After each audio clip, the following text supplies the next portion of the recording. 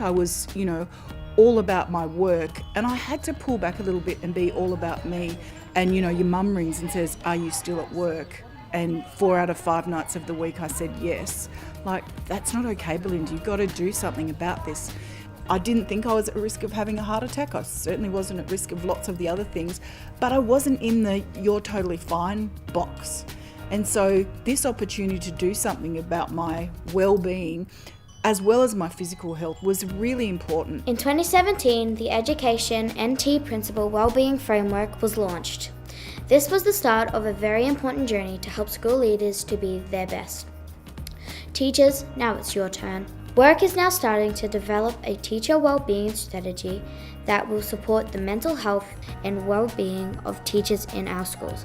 And teachers, we ask you to get on board. In that first week, and I was here at Breitling, so first week in a new job, filling in the principal's wellbeing survey that we get every year. I was the pin-up girl for principal wellbeing, and doing it again a year later, the story was very different. And that kind of coincided with, in that third term of last year, or possibly early in the fourth term, the launch of the Principal Wellbeing Strategy, and that was my wake-up moment.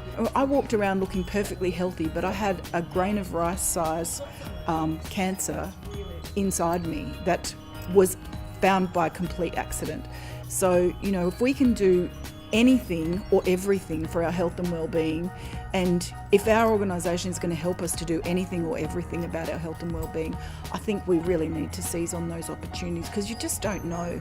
And if you do nothing, then you're not going to be in the best place. But if you do something, or as much as you can, you're going to be able to handle stuff a whole lot better. As a cyclist, I get on my bike and I go, and there's no talking, there's no phone ringing. I just get on my bike and I go. There's no, at my age, you've got to look after your knees, so there's no pressure on many parts of your body, and it's a low-cost activity. Once you've got the bike, you're good to go. You don't need anything except you and the road and the bike, so there's not a lot of preparation or infrastructure involved, and it's a really good, relaxing activity. They say anything repetitive is meditative, and so that churning of the pedals just lets your mind go, and you can get some peace and calm and fresh air and sunshine all at once, and exercise, which is actually the really big thing for me in life, but especially in this job. There are things you get for free every day.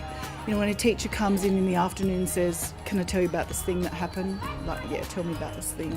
And they tell you about a great teaching moment that happened. Or, all those little people that come in the door every day, they're voting with their feet. They're coming here because they love being here.